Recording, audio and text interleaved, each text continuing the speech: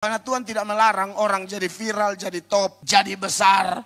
Asal saling menghargai hamba Tuhan satu dengan hamba Tuhan yang lain. Amin. Makanya ketika murid-murid tadi berantem, Yesus bilang kamu jangan kayak orang sekuler dong. Jangan kayak pemerintah dunia dong. Pemerintah dunia yang sejauh saya tahu nih, pengalaman saya lihat, pilkada kau tidak pro dia, tapi kemudian dia yang jadi, oh kau siap, non job. Siap itu, kamu akan ditempatkan di satu ruangan yang hanya ada kursi, tidak ada meja, tidak ada laptop, ruangan dipenuhi sarang laba-laba. Orang pikir kau bapaknya Spider-Man. Itu di mana-mana, di NTT saya sering lihat begitu. Waduh, itu konsekuensi berat. Kau tidak pilih dia, kau habis. Dan saya dengar-dengar, di sinode-sinode tertentu yang sudah kaliber raksasa juga begitu. Kalau pemilihan ketua sinode, lu di grup lain, oh lu jangan harap mendapatkan perlakuan khusus. Begitu katanya. Tapi kita harusnya di gereja jangan begitulah. Kita jangan kayak mereka.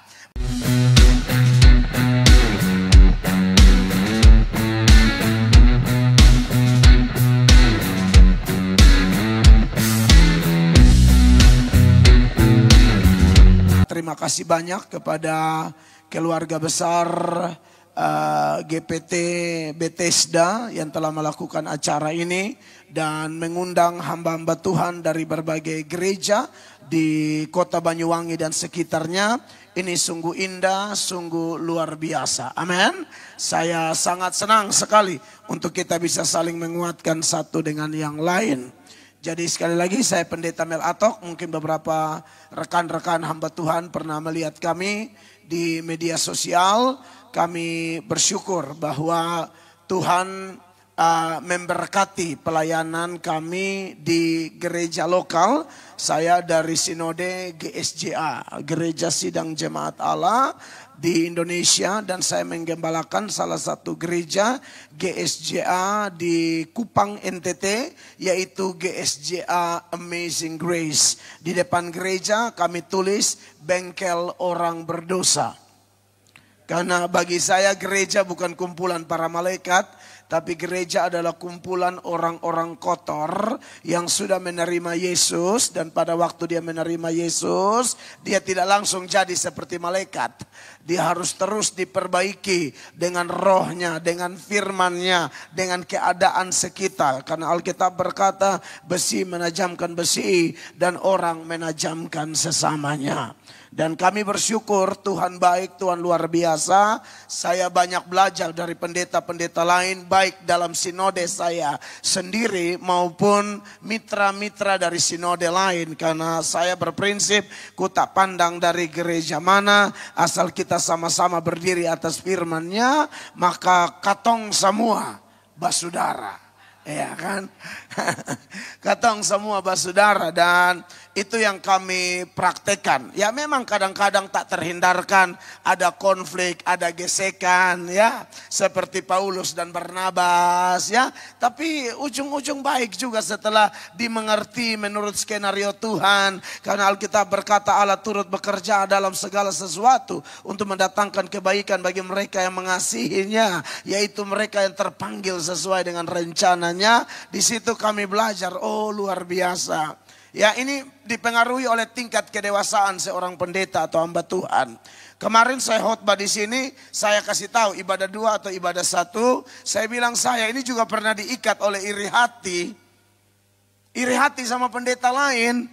Iri hati sama pendeta lain yang lebih berhasil, yang lebih maju, yang lebih ngefek. Bukannya belajar malah iri hati. Di situ saya mengerti ternyata hamba Tuhan pun tidak kebal dengan penyakit ini. Iya kan? Makanya murid-murid itu kan bertengkar. Rebutan siapa yang paling besar. Itu ada di kalangan 12 rasul. Karena Yohanes dan Yakobus lobi-lobi posisi kan. Melalui mamanya. Karena ada hubungan kekerabatan dengan Ibu Maria. Mamanya itu namanya Salome. Lobi-lobi posisi, bukan posisi main-main loh. Bukan di BPD atau majelis pusat. Kalau GPT istilahnya apa Pak Muel? Kalau badan pengurus pusatnya. Kalau kami kan BPP. MPP ya kan. Ini bukan mau lobi-lobi posisi di MPP atau MPD, BPP atau BPD. Yakobus dan Yohanes lobi posisi di sorga. Oh, itu bukan main-main itu kan. Kalau saudara baca di Matius pasal 20, ayatnya yang ke-20 sampai ayat 23, jelas itu lobi-lobinya. Tapi Tuhan bilang, itu sudah diatur oleh Bapa, itu prerogatif Bapa. Tapi yang lain dengar pada marah semua di Matius 10 ayat 24. Matius 10 ayat 24 firman Allah berkata demikian. Sama-sama baca Bapak Ibu terkasih 1, 2, 3. Matius 20 saya bilang, ayat 24. Matius 20 ayat 24. Ya. Ini yang main ayat cepat ya. Sama-sama 1, 2, 3. Mendengar itu marahlah ke-10 murid yang lain kepada kedua saudara itu. Mereka marah sama Yakobus dan Yohanes karena pendekatan secara diam-diam lobi posisi di akhirat. Marah saudara-saudara. Tapi setelah saya baca komentar para penafsir, apa penyebab 10 murid ini marah? Ternyata mereka juga mau posisi itu. Jadi ada orang kalau marah-marah belum tentu dia apologet. Belum tentu dia pembela iman. Bisa jadi lagi dongkrak popularitas. Saya jujur di hadapan Tuhan, saya pernah begitu Bapak Ibu. Jujur ini kita hamba Tuhan nih jangan main-main loh. Saya jujur pernah begitu. Komentar sana sini karena cari viewers. Jujur aja, ini kan kita mau seminar apa adanya toh. Pernah saya kayak begitu di hadapan teman-teman semua, saya ngaku dosa deh. Jadi orang marah-marah tuh nggak jaminan bahwa dia pembela iman yang murni. Bisa jadi ada udang di balik batu. Iya, saya udang itu gitu. Kita akan datang sini bukan mau pencitraan, mau kasih tahu apa adanya. Amin. Dan puji Tuhan ada banyak senior, ada banyak pendeta, ada banyak kawan, tim, keluarga, kasih pandangan, kasih masukan. Lalu kami mulai pikir-pikir, kami bergumul, saat teduh, lalu letakkan semua di kaki Tuhan. Roh Kudus memang kasih tahu, memang kamu begitu. Lu mesti bertobat. Karena kita ini kan saluran berkat. Semua penyumbat-penyumbat berupa kekotoran apapun, termasuk yang namanya iri hati harus dibersihkan. Ngapain iri hati sesama hamba Tuhan? Satu kali murid-muridnya Yohanes Pembaptis, murid-muridnya Yohanes Pembaptis memang provokator. Kan saudara tahu ya, silent years, masa diam antara Maliaki sampai Matius itu kan kurang lebih ada 400 tahun. Tuhan tidak bicara, tidak utus nabi, tidak utus malaikat. Jadi betul-betul Israel tanpa firman. Dan di penghujung masa diam itu Allah munculkan seorang hamba Tuhan, pengkhotbah yang no compromise, namanya Yohanes Pembaptis, anak Zakaria dan Elizabeth. Dia datang dan saudara tahu kehadirannya memang viral.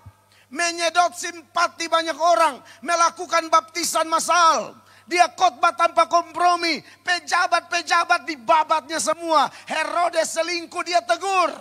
Ini hamba Tuhan nih. Amin. Karena hamba Tuhan yang benar lebih jaga perasaan Tuhan Allah daripada perasaan manusia. Galatia 1 ayatnya yang ke-10 secara eksplisit ayat itu berkata demikian. Galatia 1 ayat 10 ya. Dikatakan demikian, sama-sama baca. Galatia 1 ayat 10, 1, 2, 3. Jadi bagaimana sekarang? Adakah ku cari kesukaan manusia atau kesukaan Allah? Adakah ku coba berkenan kepada manusia? Sekiranya aku masih mau mencoba berkenan kepada manusia, maka aku bukanlah hamba Kristus. Mau lulus dari sekolah teologi ternama manakah? Dalam atau luar negeri kah? Kalau masih kompromi, jaga perasaan manusia lebih dari perasaan Tuhan Allah, tidak cocok jadi hamba Tuhan. Amin, Bapak Ibu terkasih. Ini Alkitab ini, firman Allah jelas.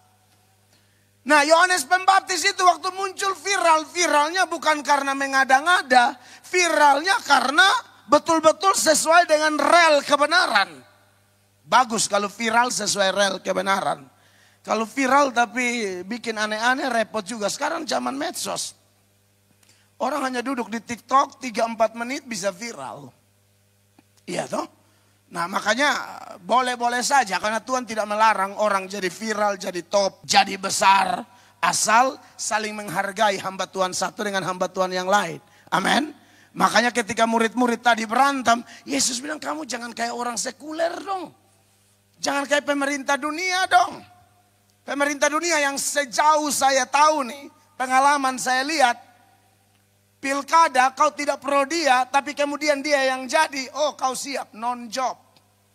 Siap itu. Kamu akan ditempatkan di satu ruangan yang hanya ada kursi, tidak ada meja, tidak ada laptop, ruangan dipenuhi sarang laba-laba. Orang pikir kau bapaknya Spider-Man. Itu di mana-mana, di NTT saya sering lihat begitu. Waduh, itu konsekuensi berat. Kau tidak pilih dia, kau habis. Dan saya dengar-dengar, di sinode-sinode tertentu yang sudah kaliber raksasa juga begitu. Kalau pemilihan ketua sinode, lu di grup lain, oh lu jangan harap mendapatkan perlakuan khusus. Begitu katanya. Tapi kita harusnya di gereja jangan begitulah. Kita jangan kayak mereka.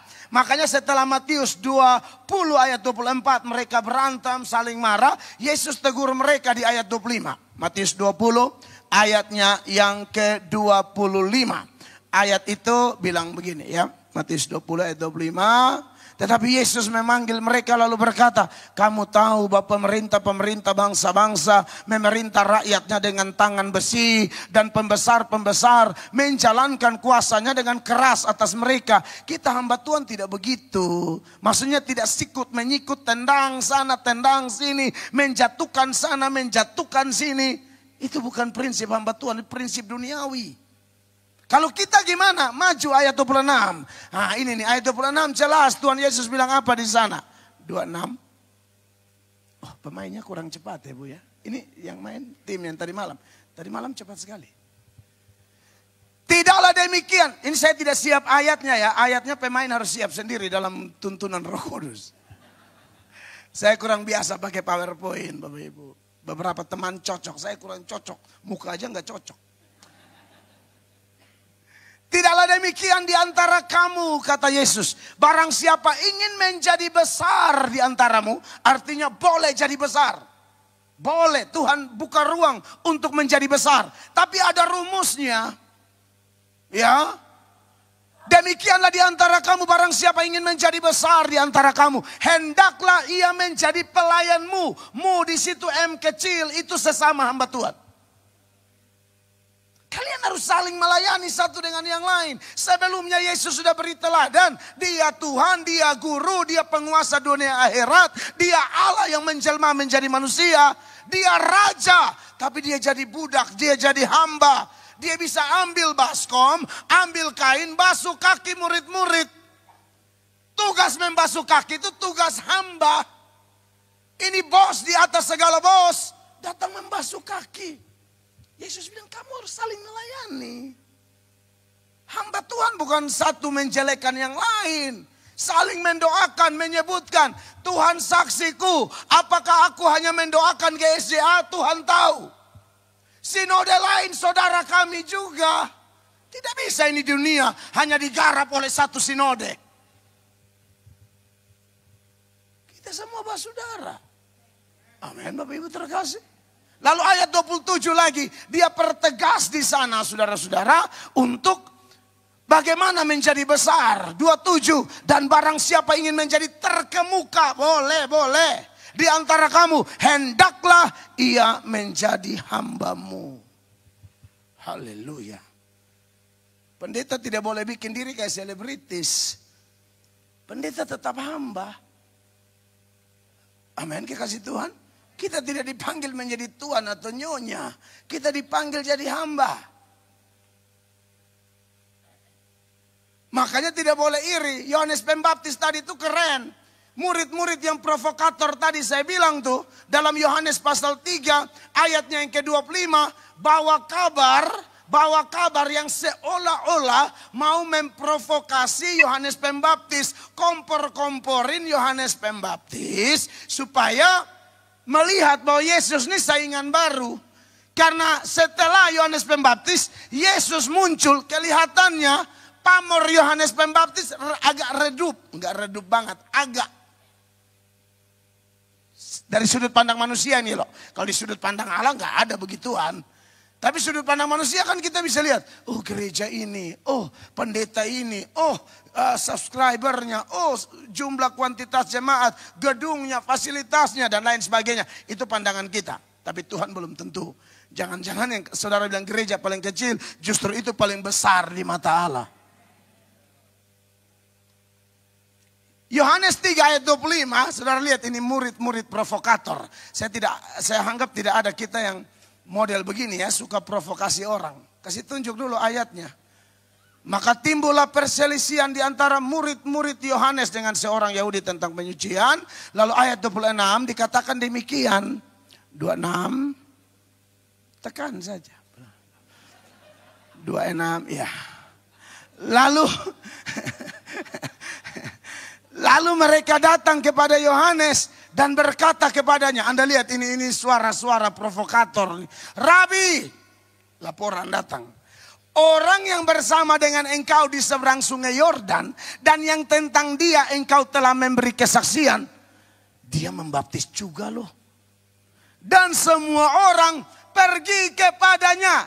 Ini tujuannya mau provokasi. Tapi Anda lihat jawaban Yohanes Pembaptis harus menjadi prinsip kita semua. Apa jawaban Yohanes Pembaptis? Di ayat 27 sama-sama baca hamba-hamba Tuhan. 1, 2, 3. Jawab Yohanes. Tidak ada seorang pun yang dapat mengambil sesuatu bagi dirinya. Kalau tidak dikaruniakan kepadanya dari sorga. Tepuk tangan dulu. Saya tahu seiring dengan pendeta lain. Kalau gerejanya berkembang, pelayanannya berkembang, pelayanannya maju. Ini ayat eksplisit, jelas, terang, benderang. Tidak mungkin seseorang mengambil sesuatu bagi dirinya sendiri kalau tidak ada keputusan yang pasti dari sorga. Sorga yang menetapkan, sorga yang mengaruniakan. Tidak ada kita bisa memenangkan jiwa Bapak Ibu. Kita harus jujur, kita kerja. Tapi nggak ada kita yang penentu jiwa bertobat tuh nggak ada. Saya KKR ribuan orang bertobat, mungkin puluhan ribu. Tapi nggak pernah saya bilang itu gara-gara Mel Atok, mana ada. Paulus bilang apa? Aku menanam, Apolos menyiram. Pertumbuhan siapa Bapak Ibu? Pertumbuhan Allah. Jadi yang penting bukan yang menanam atau yang menyiram, tapi Allah yang memberi pertumbuhan. Amin. Jadi kalau kita melayani, ada orang bertobat, atau kita menginjil, itu sebenarnya hanya mencari. Mana sih orang-orang pilihan Allah itu? Kan itu urusan Allah, kita nggak tahu. Ya kita cari. Jadi pas dia bertobat, kita tetap melakukan porsi kita. Melakukan the Great Commission, amanat agung. Tapi waktu jiwa bertobat, jangan pernah bilang itu karena saya punya hebat. Tidak ada. Tidak ada. Kita kerja keras. Kerja keras. Suara hilang bisa rela sakit-sakitan. Ya, tinggalkan istri anak, tinggalkan zona nyaman demi urus pelayanan. Berkorban banyak hal, menderita. Harus puasa, bla bla. Tapi percayalah, hamba Tuhan yang baik selalu kalau sudah berhasil dia bilang begini. Aku hanya hamba yang tidak berguna, yang harus melakukannya. Apa yang harus aku lakukan? Itu kan yang Tuhan ingatkan kepada kita semua. Jadi tidak ada kita yang bisa ya melakukan itu dengan kekuatan kita. Nah saudara-saudara, tetapi sekalipun kita tahu bahwa itu karya Tuhan, tapi bagaimanapun kita dari sisi kita sebagai hamba Tuhan, kita punya tanggung jawab yang besar. Amin. Makanya tema kita sebenarnya dalam pertemuan ini adalah awasi dirimu dan awasi ajaranmu. Jangan karena saya bilang, oh itu Tuhan yang memenangkan, jadi kita santai saja. Bukan begitu poinnya. Biarkan Allah melakukan bagiannya secara sempurna, bagian kita harus jaga baik-baik. Amin, kekasih Tuhan. Dan tema itu sebenarnya muncul dari pesan Paulus kepada Timotius di 1 Timotius 4 ayat 16. 1 Timotius 4 ayat 16 ya. Di ayat itu di bagian ahnya, tunjukkan ayatnya. Sama-sama baca kawan-kawan pendeta, 1, 2, 3. Awasilah dirimu sendiri dan awasilah ajaranmu. Bertekunlah dalam semuanya itu, karena dengan berbuat demikian engkau akan menyelamatkan dirimu dan semua orang yang mendengar engkau. Supaya kita aman, orang lain yang kita gembalakan pun aman terkendali. Tuhan bilang kita harus awasi diri kita, awasi ajaran kita dengan penuh ketekunan. Amin, kekasih Tuhan. Ini bukan main-main ini, saudara-saudara. Ya. Jadi ada beberapa hal yang mau saya seberangkan seputaran tema kita. Dan nanti mungkin di sesi kedua kita bisa Q&A ya. Saudara yang diberkati oleh Tuhan Yesus Kristus. Jadi memang kalau bicara tentang tema kita, awasi diri dan awasi ajaran. Hal yang pertama, memang ini adalah tuntutan Tuhan bagi kita. Amin. Kita sudah masuk di ladang Tuhan. Komandan kita nomor 1 adalah Yesus Kristus. Ini permintaan Kristus bagi kita semua, hamba-hamba Tuhan. Awasi diri, awasi ajaran. Harus ada integritas antara apa yang kita ajarkan dan apa yang kita lakukan. Itu harus selaras. Itu namanya integritas. Bukan hanya ngotot mengajar, membuat diri tambah pintar karena baca buku, nonton YouTube, pendeta A, B, C, D yang pintar-pintar, walaupun itu tidak salah. Itu bukti kerendahan hati kita, kita mau belajar dari orang lain. Tapi di sisi lain kita juga harus jaga diri kita, perilaku kita, buah-buah kehidupan kita, gerak-gerik kita. Kita harus menjadi orang atau hamba Tuhan yang dapat dipercaya. Dapat dipercaya oleh Tuhan, dapat dipercaya oleh pasangan kita, dapat dipercaya oleh jemaat, dapat dipercaya oleh orang-orang di sekitar kita. Tidak bisa dihindari. Paulus yang meminta Timotius untuk melakukan ini, dia sudah mempraktekannya dalam 1 Korintus pasal 4 ayat 1 ya. 1 Korintus 4 ayatnya yang pertama. Di sana Paulus bilang begini, demikianlah hendaknya orang memandang kami sebagai hamba-hamba Kristus yang kepadanya dipercayakan rahasia Allah. Lalu apa tuntutan Kristus bagi kita yang mendapatkan kepercayaan menyeberangkan rahasia kerajaan sorga? Ayat 2 dikatakan demikian, 1, 2, 3. Yang akhirnya dituntut dari pelayan-pelayan yang demikian ialah bahwa mereka ternyata dapat dipercayai. Kalau tanya siapa percaya Tuhan, semua angkat tangan. Sekarang kita tanya, Tuhan, siapa yang engkau percayai? Kalau ngaku aku percaya Tuhan mah gampang. Tapi masalahnya Tuhan percaya aku enggak? Amin Bapak Ibu. Ini yang dituntut. Jadi kalau bilang awasi ajaranmu, awasi dirimu. Itu kata lain, miliki integritas yang kuat dong. Harus selaras dong khotbahmu sama hidupmu. Posisimu sebagai pendeta dengan perilakumu. Oh, sekarang ngeri-ngeri sedap kita lihat. Pendeta ada yang punya simpanan loh. Ini bukan simpanan di Simpades. Pendeta selingkuh. Pusing saya. Jadi semua ini mungkin faktor duit. Dulu belum ada duit, masih miskin melarat. Setia banget sama istri, doa bersama, sepanjang jalan kenangan bergandeng tangan, ya kan. Tapi kalau sudah mulai ada duit sedikit, mulai sedikit terkenal, mulai sedikit diketahui orang, mulai lain goyangannya. Pendeta, kalau janda-janda tua, oma-oma umur 70-an, dia nggak tanya beban. Tapi kalau janda-janda muda, anak 2 yang kuteksnya merah, kuning, hijau di langit, ini dia bilang, marilah kepadaku semua yang letih, lesu, dan berbeban berat.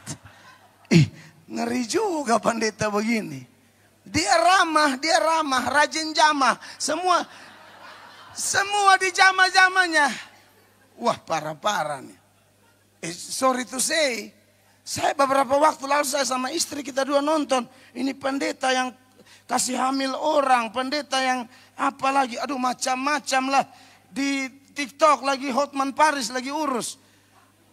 Iya, saya bilang, waduh ini oknum loh ya. Kita jangan pukul rata ya, jangan generalisasi. Karena dia sinode ini, oh mereka semua begitu, enggak. Kalau oknum ya oknum. Masa ada turis datang dari Eropa ke Indonesia, dia kena copet di Jakarta, kena copet di Surabaya, kena copet di Bandung, lalu dia pulang ke Eropa, dia bilang ternyata Indonesia pencopet. Saudara terima tidak? Ya tidak terima, lu nggak dicopet di Banyuwangi gimana sih? Iya dong, jangan digeneralisasi. Kalau satu oknum ya sudah fokus ke dia, jangan kau pukul rata. Amin. Oh banyak pendeta nakal sekarang. Aduh. Makanya saya lihat hamba-hamba Tuhan di Banyuwangi yang hadir ini mukanya malaikat semua. Amin. Oh. Ini sepupunya Jibril semua. Bapak Ibu, teman-teman pendeta yang diberkati Tuhan Yesus Kristus. Sekali lagi, kalau hanya omong percaya, Yakobus bilang, setan pun percaya dan gemetar. Tapi setan tidak pernah bisa dipercaya oleh Tuhan. Jadi iman seperti apa? Iman yang saya percaya, tapi saya dipercaya. Saya dapat dipercayai. Itu sama dengan setia, itu sama pengertiannya. Ya. Dan setia itu harus ada godaan, tantangan, serangan, daya tarik dunia, di situ berketahuan setia atau tidak. Ada seseorang minta izin ke istrinya mau mancing. Pas pancing, dia tidak baca perkiraan cuaca. Cuaca kurang bagus, badai, angin. Akhirnya dia ini dibawa arus. Terdamparlah di sebuah pulau. Yang di pulau itu tidak ada orang sama sekali. Monyet punya berapa ekor di situ. Dia terdampar di pulau itu terpisah dengan istrinya 5 bulan. 5 bulan kemudian dia berhasil pulang dan dia bilang, Mama 5 bulan kita terpisah tapi puji Tuhan Bapak tetap setia. Ini bisa dikategorikan setia enggak? Enggak bisa karena di sana cuma monyet. Coba kalau ada dua, iya kan? Di sana monyet semua, enggak ada cewek, enggak ada siapa. Ya lu setialah. Kecuali lu terdampar di satu pulau yang semuanya pakai pakaian renang, sedang mandi di pantai. 5 bulan lu setia, hormat diberi. Itu baru setia. Monyet kau. Ya saudara bisa lihat ya mana setia mana bukan. Itu tantangan. Tantangan menentukan. Godaan menentukan. Nggak ada siapa-siapa setia. Nah saudara saya percaya kok. Tantangan pelayanan kita ini kan banyak. Amin. Nah itu di situ kesetiaan kita diuji. Begitu. Bisa dipercaya atau tidak. Dan karena ini adalah tuntutan Kristus. Maka mau tidak mau. Kita harus rela. Bahkan dengan satu semangat speak up. Memproklamirkan diri. Angkat suara. Silakan uji saya. Hamba Tuhan harus begitu. Periksa saya. Harus berani begitu. Ya kalau salah bilang salah. Tapi harus periksa saya gitu loh. Paulus yang ngomong ini di bagian yang lain ya. Setelah 1 Korintus 4 tadi dia pindah ke 2 Korintus 4. Mulai ayat 1 dia terima pelayanan karena kemurahan. Tapi dia bilang kalau sudah terima karena kemurahan jangan ada yang namanya tipu-tipu di situ. Perhatikan 2 Korintus 4 ayatnya yang pertama. Dikatakan demikian, oleh kemurahan Allah kami telah menerima pelayanan ini, karena itu kami tidak tawar hati. Tapi ayat 2-nya yang saya mau persoalkan. Perhatikan Bapak Ibu, tetapi kami menolak segala perbuatan tersembunyi yang memalukan.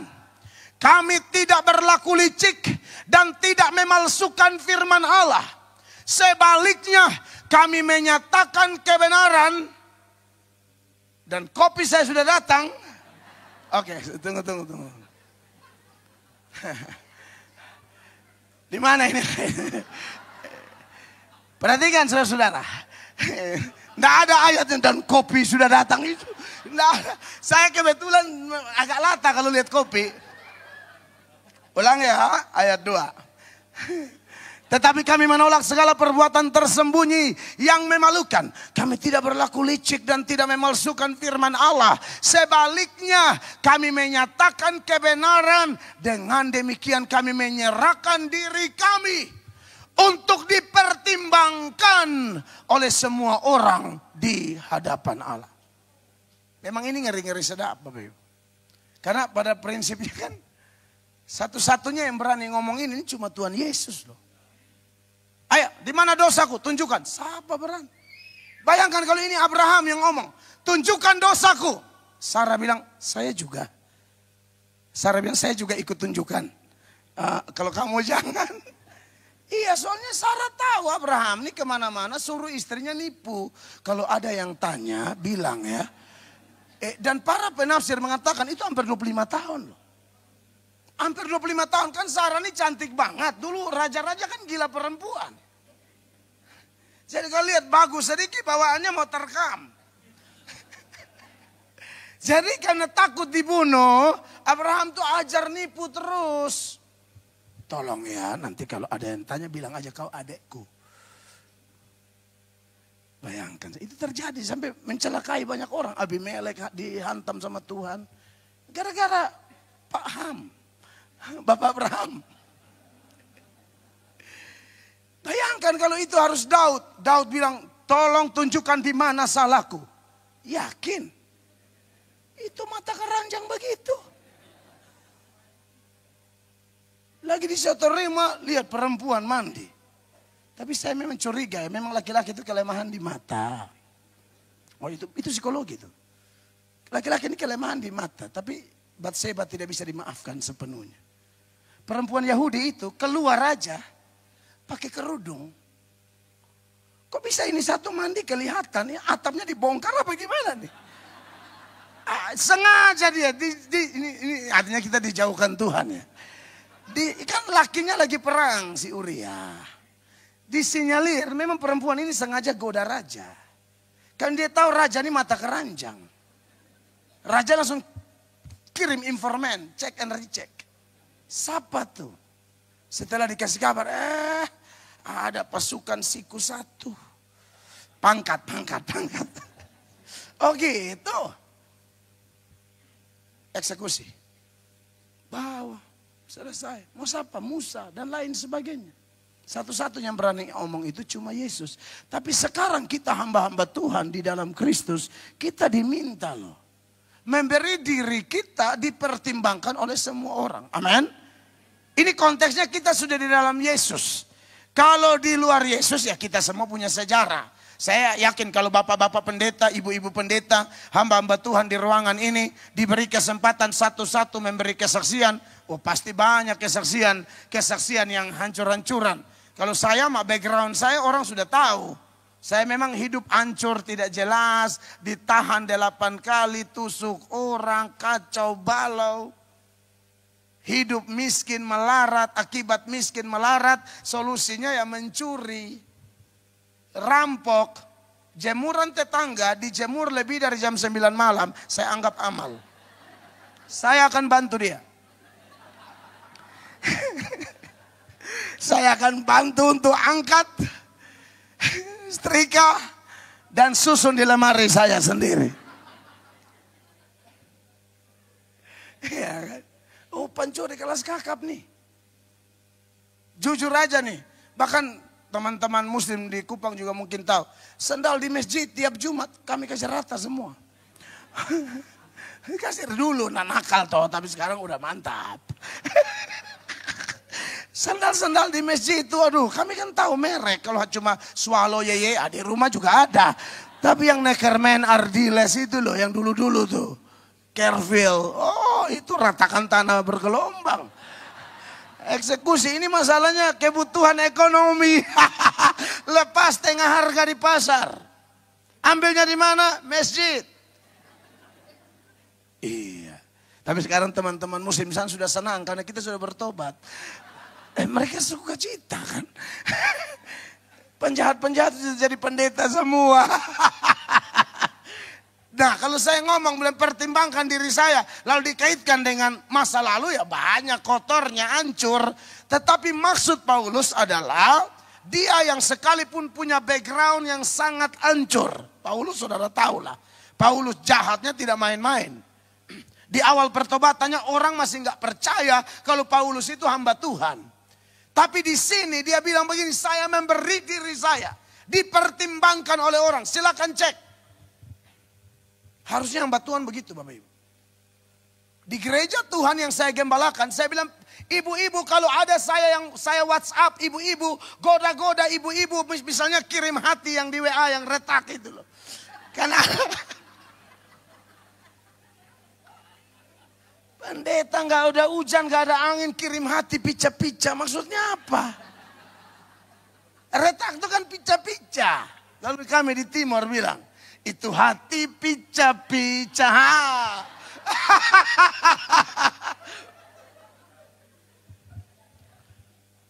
Saya bilang tolong periksa dulu, lapor ke sinode BPD kami, kan SGSA tidak main-main, Pak. Sinode kami keras, Pak. Lu berani macam-macam, disiplin kepala batu pecat. Iya, kadang-kadang handphone itu ada orang tuh bapak-bapak tuh yang kunci handphone, malaikat pun tidak tahu mau bukanya bagaimana itu. Apalagi istrinya. Saya punya teman pendeta, kasihan dia. Kawan perempuan, suaminya juga keluarga pendeta. Wih, memang suaminya ini pemain lama. Pokoknya dalam dunia persilatan tuh dia ini memang suhu. Penjaga dojo ya. Ini kepala perguruan ini dalam dunia perselingkuhan. Iya, perjandaan anak satu. Ini dia ini jagonya. Wah, dia jago dia. Jadi dia nggak boleh, dia lepas handphone di situ. Tapi kau buka sampai kiamat, nggak bakalan kebuka. Tidak bisa, kita hamba Tuhan suami istri sudah pendeta tapi pakai kunci, lalu istri tidak tahu, suami tidak tahu. Lalu kita nikah, lalu kita belajar. Alkitab bilang Adam dan Hawa tuh di hadapan Tuhan transparan. Kalau waktu itu bilang telanjang, tapi kita konteks sekarang seberangkan, itu artinya tidak ada yang disembunyikan.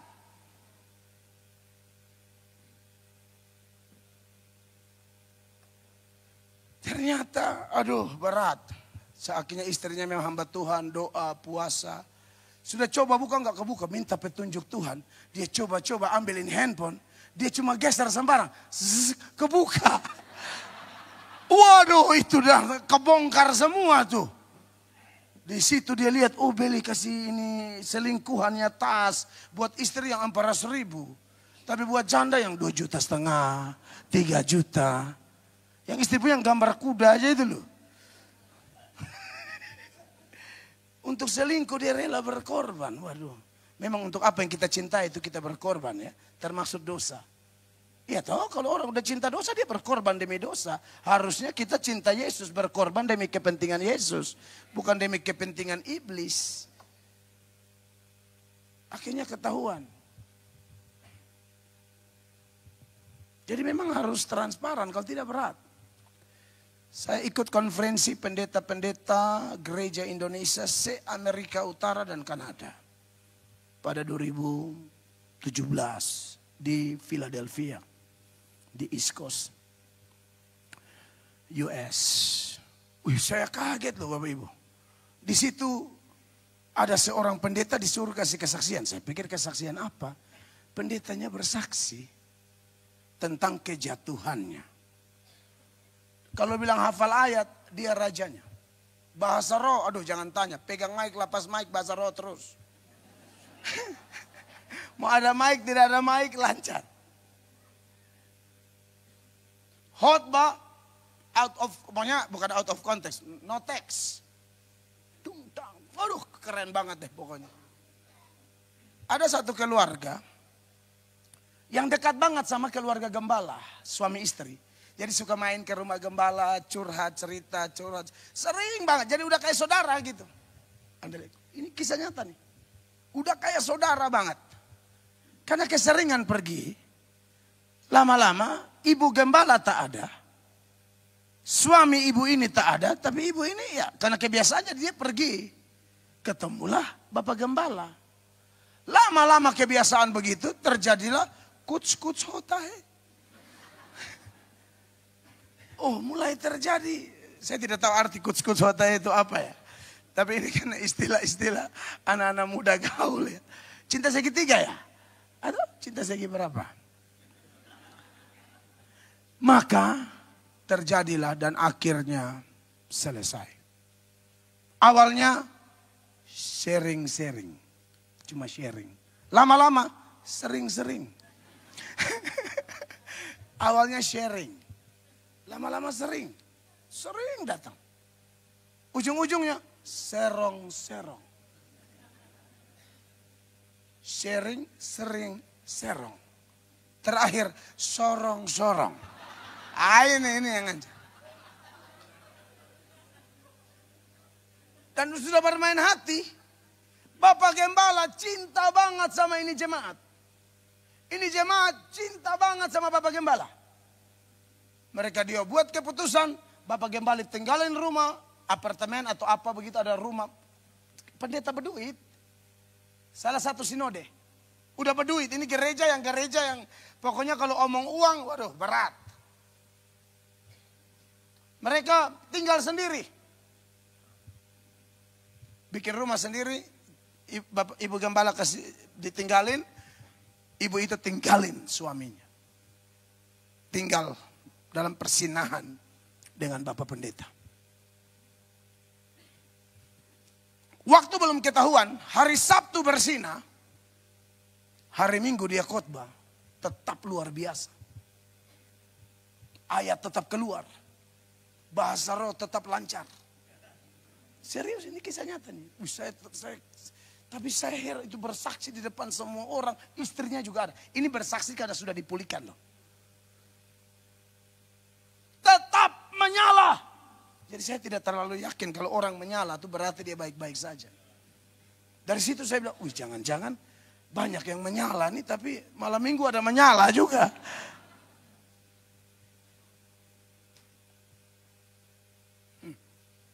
Lalu selesai khotbah tuh jemaat datang bilang begini, Bapak aku diurapi loh. Khotbah Bapak itu aku merinding. Anda lihat orang bersinah malam minggu, khotbah hari Minggu jemaat merinding loh. Ini kisah nyata. Merinding. Di situ dia terpukul. Hah? Dia kaget di situ. Tapi belum bisa lepas, udah kayak ketagihan banget. Istrinya tidak menyerah sama anaknya 2, udah SMA. Berdoa buat Bapak Pendeta. Bapak Pendeta cukup lama sampai hampir bangkrut. Baru pulang ke istri. Istrinya terima dengan enak. Waktu itu istrinya ada. Waktu buka tanya jawab. Seorang pendeta dari Kanada kalau nggak salah. Saya mau tanya. Tapi saya mau tanya sama ibu. Iya silakan. Kok bisa ibu terima bapak lagi? Ibunya berdiri lalu ibu berkata. Kalau bayi BAB yang kita buang kotorannya, bukan bayinya. Ada ibu di sini yang bayi BAB buang sama bayi-bayinya? Tidak ada ya? Itu jawaban luar biasa. Mereka benar-benar dipulihkan. Dia bilang kalau ada bayi BAB yang kita buang kotorannya, bukan bayinya. Suami saya salah. Tapi sekarang mereka dipulihkan, pelayanannya berkembang. Itu karena bertobat. Dia memberi dirinya dikoreksi, ditegur, sinodenya skorsing atau pecat dia begitu. Satu kali dia sudah pulang, Bapak Ibu terkasih, sudah pulang nih ke rumah. Karena mungkin kuasa doa menarik. Tidur malam, tiba-tiba dia kayak sakau begitu, panggil lagi nama perempuan itu. Baru bilang sama istrinya, Mama aku rindu dia, bayangkan. Itu kalau mama-mama di Timor, lubung kepala putus. Enak aja lu sudah. Enak kali kau ini. Mama, aku rindu dia.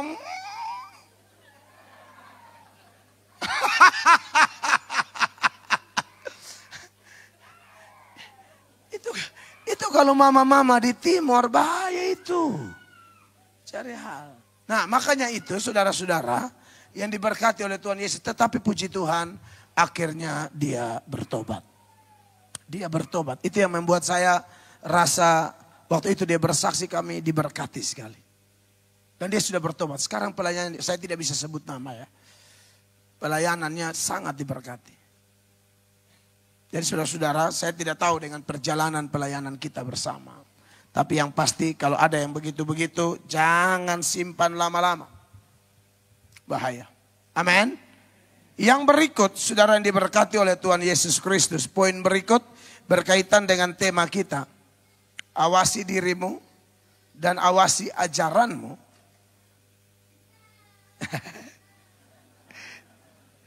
Awasi dirimu dan awasi ajaranmu. Hal yang kedua saya catat di sini. Supaya kita tampil secara kontras dengan nabi-nabi palsu. Amin Bapak Ibu. Kita harus jadi hamba Tuhan asli. Hamba Tuhan benar. Sekarang nabi palsu banyak banget. 1 Yohanes 2 ayatnya yang ke-7. 1 Yohanes 2 ayat 7. Itu ayat memberi informasi buat kita sebagai berikut. Saudara-saudara yang kekasih, bukan perintah baru yang kutuliskan kepadamu. 2 Yohanes maksud saya. 2 Yohanes 1 ayat 7. 2 Yohanes 1 ayat 7. Kalau sampai ini salah juga saya sudah tidak tahu ayatnya di mana lagi ya. Tapi ini sudah benar. 2 Yohanes 1 ayat 7 sama-sama 1, 2, 3. Sebab banyak penyesat telah muncul dan pergi ke seluruh dunia yang tidak mengaku bahwa Yesus Kristus telah datang sebagai manusia. Itu adalah si penyesat dan antikris. Ngomong tentang penyesat, ini ayat bilang banyak. Dan saya yakin lebih banyak penyesat daripada hamba Tuhan benar. Karena ada 2 jalan, yang satu lebar, yang satu sempit. Tidak main-main loh. Nah kita ini orang-orang yang mau hidup benar, kita harus tahu kita sedikit di dunia ini. Jadi kita harus betul-betul seperti cahaya yang terang. Awasi diri kita benar-benar, awasi ajaran kita. Supaya lebih mantap, tahu posisi kita harus kontras dengan para nabi palsu. Saya mau kasih tahu dulu, kita kebanyakan mungkin gereja karismatik ini ya, yang hadir hampir semua ya. Kita karismatik nih, aduh, paling gampang kecolongan ajaran sesat. Ini kita jujur aja deh, sinode kita semua. Jangan asal welcome dengan orang. Saya pernah dalam kuliah saya S2, itu datanglah pengajar. Enggak tahu diajar apa, kita 2 batengkar rame di situ. Jelas-jelas sesat, saya tidak bisa diam. Kita dia baku ambil di situ di dalam kuliah. Sampai saya telepon sekolah saya, pilih dia yang keluar atau saya yang keluar. Ini sesat ini orang. Akhirnya dosen yang dikeluarkan. Bagus saya bilang. Ini bahaya, ini ajaran dari Korea kah? Dari mana kah? Ya kita tidak bisa awasi ajaran, awasi diri juga. Diri dan ajaran. Nah saudara, beberapa ciri nabi palsu. Yang pertama, nabi palsu itu cirinya kalau bernubuat, nubuatnya meleset. Hamba Tuhan asli tidak ada nubuat yang meleset. Yeremia, Yesaya, semua nabi itu. Kalau nubuat tidak ada yang meleset. Jadi kalau kita pernah menubuatkan sesuatu, meramalkan sesuatu, dapat vision katanya. Lalu ternyata nggak kejadian, bertobat. Mumpung ada waktu. Sebelum kita terbawa arus lebih jauh. Pendiri saksi Yehova, Charles Taze Russell. Dia menubuatkan Yesus datang 2 kali, dua-duanya gagal. Nah Anda sudah lihat kalau pendirinya model begitu, keturunannya model apa? Jangan main bernubuat aja. Dikit-dikit Tuhan ngomong, oh saya percaya Tuhan masih bisa bicara. Tapi kan Alkitab bilang uji.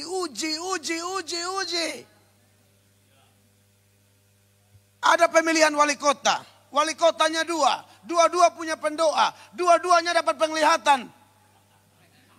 Bahwa calon yang mereka doakan ini menang. Loh, wali kota kok dua? Dua-dua menang. Tim doa sana Tuhan bilang menang. Pokoknya awan putih penuh dengan pelangi. Ada cahaya-cahaya. Kalau paket sebelah tuh dililit ular. Bayang. Asal datang agak amplop tebal langsung cahaya. Langsung pelangi. Kita jangan begitu dong jadi pendeta. Jadi hamba Tuhan. Amin. Lebih baik kalau mau aman pakai Alkitab aja deh. Karena Yesus Tuhan kita juga begitu. Lawan setan. Senjatanya apa? Ada tertulis. Ada tertulis. Ada tertulis. 3 kali dia pakai senjata tidak rubah senjata. Kita kok rubah? Ada tertulis. Ada tertulis. Ada tertulis. Ikut teladan agung kita. Yesus pakai Alkitab kok. Hamba Tuhan sekarang tidak mau pakai Alkitab. Ini isi hati Tuhan semua dari Kejadian sampai Wahyu.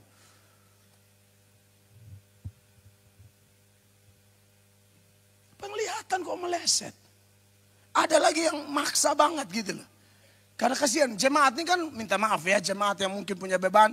Ya mereka tahu aja figur pendeta hamba Tuhan. Oh ngaku-ngaku punya penglihatan, asal percaya gitu loh.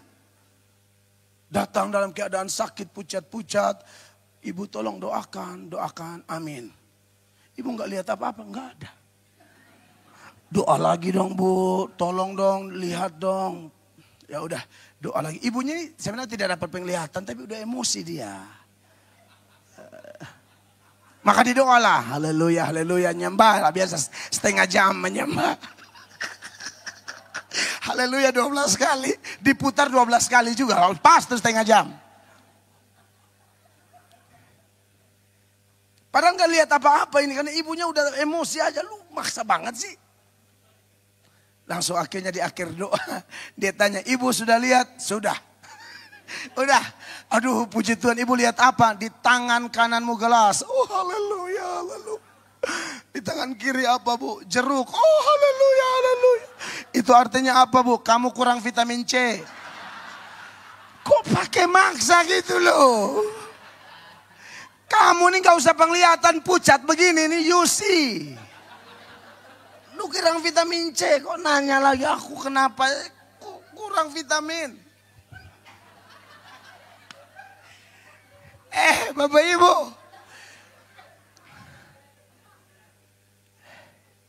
Suka aneh-aneh kadang-kadang, kita tolong dong, amin. Kita mau Banyuwangi dilawat Tuhan, amin. Kita harus, saya percaya kok dia independent God. Dia bebas melakukan apapun dan semua ada tujuan. Tapi maksud saya jangan mengarang bebas. Seperti di dalam Yeremia 14 ayat 14. Tolong dong. Itu bukan penglihatan. Ternyata rekaan hati sendiri. Jangan begitu dong. Perhatikan. Yeremia 14 ayat 14. Yeremia. Sama-sama baca. 1, 2, 3. Jawab Tuhan kepadaku. Para nabi itu bernubuat palsu demi namaku. Aku tidak mengutus mereka. Tidak memerintahkan mereka. Dan tidak berfirman kepada mereka. Mereka menubuatkan kepadamu penglihatan bohong. Ramalan kosong. Dan tipu rekaan hatinya sendiri. Dia kalau ada yang kasih makan dia bilang, oh saya lihat damai sejahtera. Persis kayak yang ngomong tadi itu. Tolong buka Mika pasal 3 ayat 5. Mika 3 ayat 5. Beginilah firman Tuhan terhadap para nabi yang menyesatkan bangsaku. Yang apabila mereka mendapatkan sesuatu untuk dikunyah, maka mereka menyerukan damai. Tapi terhadap orang yang tidak memberi sesuatu ke dalam mulut mereka, maka mereka menyatakan perang. Kok ngeri banget. Ini yang saya temui. Asal datang bawa amplop langsung cahaya. Padahal yang bawa amplop ini simpanannya om-om. Tapi bawa amplop. langsung bilang, ibu dipenuhi dengan kemuliaan Allah. Saya lihat ada 2 malaikat di telinga ibu, bayangkan saya. Sebelah satu-satu. Kok bisa begitu? Penglihatan. Kacau model begini nih. Kenapa? Sudah mulai lihat uang. Coba lompat ke ayatnya yang ke tadi Mika 3 ayat 5. 11. Mika 3 ayat 11. Aduh, kasihan juga ini, kita harus hati-hati nih. Para kepalanya memutuskan hukum karena suap. Dan para imamnya memberi pengajaran karena bayaran. Para nabinya menenung karena uang. Padahal mereka bersandar kepada Tuhan dengan berkata, bukankah Tuhan ada di tengah-tengah kita? Tidak akan datang malapetaka menimpa kita. Dan lain sebagainya. Nah, sekali lagi, nubuatan yang asli tidak mungkin meleset. Yang palsu pasti meleset. Ulangan 18 ayat 20. Ulangan pasal 18 ayat 20, saya minta Bapak Ibu baca Ulangan 18 ayat 20. 1, belum muncul ya. Ulangan 18, 20, 1, 2, 3.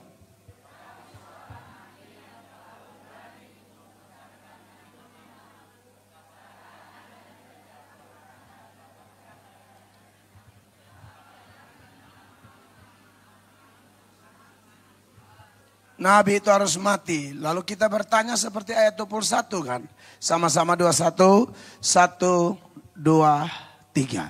Jika sekiranya kamu berkata dalam hatimu, bagaimanakah kami mengetahui perkataan yang tidak difirmankan Tuhan? 22 jawabannya.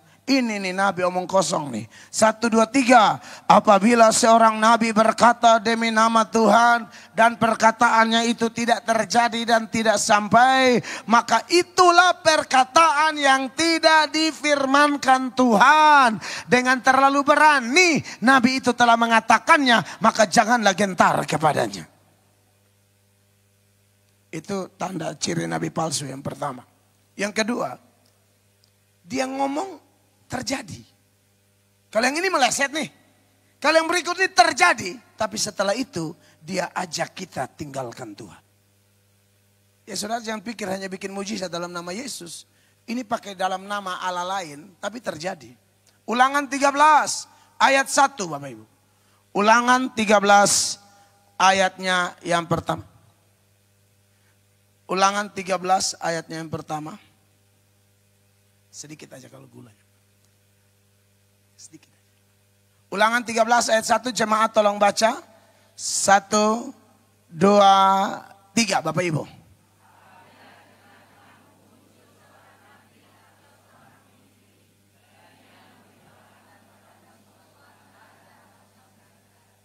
Ya, jadi dia menyatakan sesuatu, tahu-tahu terjadi Pak. Kalau yang tadi enggak terjadi, yang ini terjadi. Ayatnya yang kedua, sama-sama baca, 1, 2, 3. Dan apabila tanda atau mujizat yang dikatakannya kepadamu itu terjadi. Dan ia membujuk, mari kita mengikuti Allah lain yang tidak kau kenal. Dan mari kita berbakti kepadanya. Ya, saudara-saudara hati di sini, Tuhan sedang menguji kita. Sekarang banyak orang, walaupun tidak pakai nama Yesus, terjadi mujizat. Kemarin saya sudah khotbah tentang adanya mujizat-mujizat palsu. Dan itu pekerjaan iblis. 2 Tesalonika 2 ayat 9. 2 Tesalonika 2 ayat 9. 2 Tesalonika 2 ayat 9. Ya. 1, 2, 3. Kedatangan si pendurhaka itu adalah pekerjaan iblis. Dan akan disertai rupa-rupa perbuatan ajaib, tanda-tanda dan mujizat palsu. Jadi yang terjadi di ulangan tuh, kalau kita kaitkan dengan 2 Tesalonika 2 ayat 9, palsu. Pekerjaan iblis. Iblis juga bisa bikin mujizat. Tapi ujung-ujung tarik kita untuk jauh dari Tuhan. Amin. Yang ketiga lagi. Pelayanannya luar biasa, tapi buah kehidupannya rusak. Kita sudah hafal ini ayat lah. Itu yang bilang, Tuhan bukankah aku bernubuat demi namamu? bikin mujizat demi namamu, usir setan demi namamu. Catat saja ayatnya, Matius 7:21-23. Baca dari ayat 15 lebih bagus. Karena ayat 15-nya bicara tentang nabi palsu. Jadi orang-orang itu ditolak, ya itu bukan asli. Kalau tidak, yang terakhir, karena ini sudah 11:30 kita harus break. Yang terakhir adalah memasukkan ajaran-ajaran sesat. Aduh, sekarang banyak yang orang sudah dokter pun bikin ajaran Tritunggal dirubah jadi Dwi Tunggal. Aduh, kasihan ya. Tapi tidak bertanggung jawab itu. Tapi diajak diskusi nggak mau. Maunya monolog. Ya gimana? Seenakmu aja ngomong-ngomong asal-asal. Harusnya berani mempertanggungjawabkan. Jangan asal ngomong. Kita tidak dididik cuma satu arah. Apolos itu berdebat. Dan itu yang bikin dia berguna. Ya, jadi ajaran-ajaran palsu itu harus hati-hati ya. Tolong 2 Petrus 2 ayat 1. 2 Petrus 2 ayat 1 saya minta jemaat lebih dahulu. Atau Bapak Ibu Pendeta lebih dahulu. Saya mau minum kopi. 2 Petrus 2 ayat 1. 2 Pet 2 1. Bapak Ibu 1 2 3. Tampil di tengah-tengah umat Allah. Demikian pula di antara kamu akan ada siapa? Guru-guru palsu. Mereka akan memasukkan pengajaran-pengajaran sesat yang membinasakan. Bahkan mereka akan menyangkal penguasa yang telah menebus mereka. Dan dengan jalan demikian segera mendatangkan kebinasaan atas diri mereka. Ajaran-ajaran itu sangat banyak. Ya, mungkin itu akan ada di sesi tanya jawab. Kita bisa saling menguatkan di situ ya. Nah, kita harus kontras dengan ini semua ya. Saya memang tidak bisa tinggal diam. Seorang teolog mengatakan anjing saja akan menggonggong kalau tuannya diganggu. Masakan aku hamba Tuhan, kebenaran Tuhanku diganggu, aku diam saja. Anjing lebih baik dari aku. Amin. Kita nggak bisa tinggal diam. Makanya lihat tuh ajaran-ajaran sesat yang muncul. Apolos mana mau diam? Apolos bantah di depan umum. Jadi jangan mempersalahkan pendeta-pendeta yang berdebat. Kalau berdebat cari popularitas, nah itu dosa. Tapi kalau debat demi umat, bagus. Kisah Rasul 18, ini benar-benar penutup ya. Kisah 18 ayat 26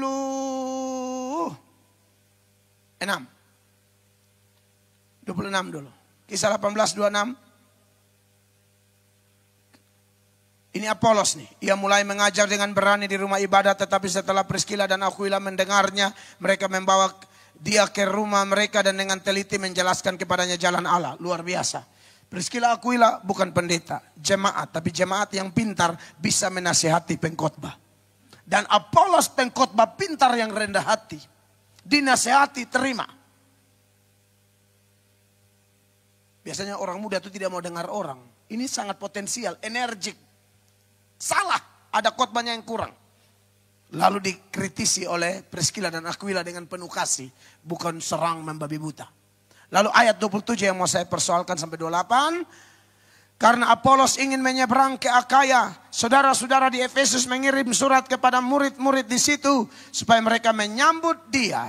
Setibanya di Akaya, maka ia oleh kasih karunia Allah menjadi seorang yang sangat berguna bagi orang-orang percaya. Kenapa dia berguna? Karena kasih karunia. Berguna dalam hal apa? Pelayanan seperti apa? 28. Sama-sama baca. 1, 2, 3. Sebab dengan tak jemu-jemunya ia membantah orang-orang Yahudi di muka umum. Dan membuktikan dari kitab suci bahwa Yesus adalah Mesias. Ini bukan bantah-bantah sembarang. Bantah dari kitab suci. Ada dasar. Kiranya memberkati kita. Sampai jumpa di sesi berikut. Beri tepuk tangan yang meriah.